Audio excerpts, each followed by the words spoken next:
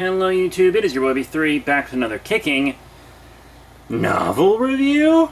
Yeah, I haven't done a book review in a while, but it does take a while to get through them. That being said, I got a stack of them to review.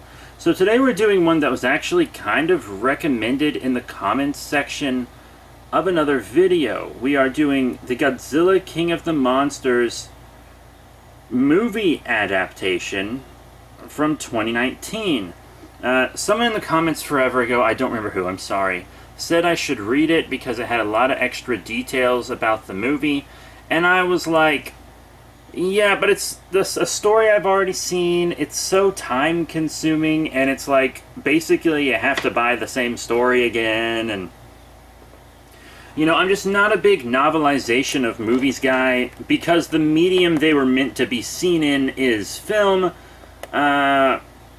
So, you know, I feel like that's just where I want to see them. Book that's been made into the movie, you know, it depends on whether it's something I'm big into, but yeah, normally if it's a movie that's been, you know, given a novelization, I just watch the movie.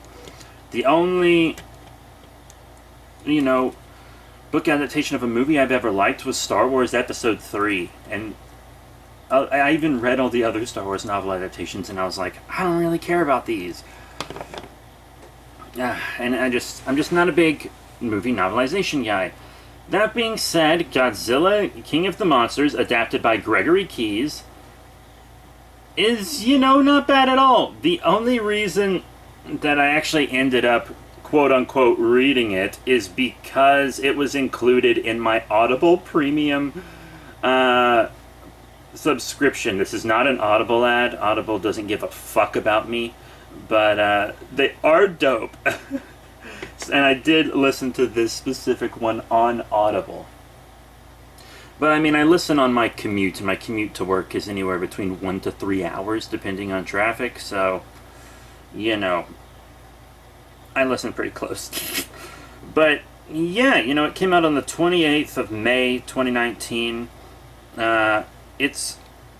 It's not bad at all. It's the same basic story. You just kind of get some more details. Like, okay, so one thing in the film is these kind of eco-terrorists that Maddie's mom is working with. Just huge spoilers for the book and movie, by the way. You know, they're, you know, a few years old now, so, or a couple years old. 2 years old at the time of recording.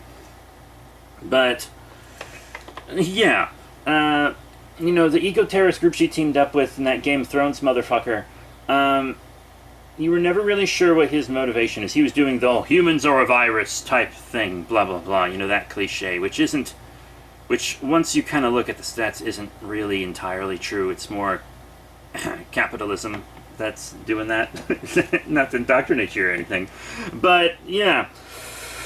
So, we have all that, and it kind of gives more of a reason for him not giving a shit if all humans die. Like, his daughter was, like, assaulted, killed, her body was left in an alleyway, while he was off fighting someone else's war as a mercenary, and then he was basically just like, fuck it, all I've seen is war, this horrible thing happened to my daughter, humans are bad, the only good human that ever lived, my daughter, is dead. And so that's why I'm totally down with King Ghidorah just laying everything to fucking waste, you know?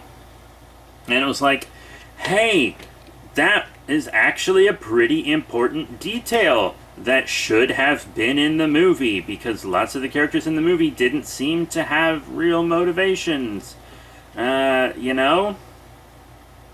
And then there's also like a whole chapter that's just about like all the other kaiju that we didn't see awaken and stuff like that, like Kraken, which had a really cool one. In fact, I think that's the thing that that was the reason this book was recommended to me, was because I was talking about some of the kaiju that appear in the Godzilla Dominion graphic novel when I reviewed that a while back, when GVK came out on this channel. Definitely check it out. There is a you know, playlist for comic book reviews. I need a playlist for novel reviews now that I'm doing more of them. I try to keep everything in playlists. But, I just really feel like it added a lot, because it told you about all these other kaiju that weren't even mentioned in the movie, like, and how they were released and stuff, and You know, it was really fun. Yeah, but it's that the book doesn't have so much in it that it's worth absorbing over the movie, you know? The book, unless you're just a huge kaiju fan, I don't really see the point in absorbing both this and the film. I wouldn't have done it if it wasn't included in my Audible subscription. I'm hesitant to say free because it's not free. I'm paying for the Audible library, but at no additional cost is a thing that Amazon likes to push. But yeah, I mean, it's not a bad book at all. It's not poorly written at all. It's a good book. I don't want to review the audiobook specifically. I don't want to get into reviewing audiobooks as well. I think I review enough stuff, you know. But the book itself is good. I absorbed it relatively quickly for an audiobook. I don't think it adds so much that it's a must read. You know, it gives characters a bit more motivation, and there are a couple more kaiju in it, yeah, but the thing is, it just doesn't change anything. You know what I mean? It doesn't change anything. It doesn't help you understand Godzilla Dominion anymore, really. It's just another option. And maybe if you're someone who's, like, deaf, you would prefer this, maybe. Or someone who has auditory sensory issues would maybe prefer to read instead of watching the loud sci-fi action movie. But I mean, it's a good book. I just don't see a reason to read it in addition to the movie unless you're just a big Godzilla buff. But that's kind of the way that all these novelizations are. So that's it. Thank you all very much for your support. Remember to rate, comment, subscribe, check out all the cool links in the description below, Facebook, Twitter, etc. I'll see you next time. The next novel I review is going to be a dinosaur book from the 70s, probably. I'll leave you guessing on what it is.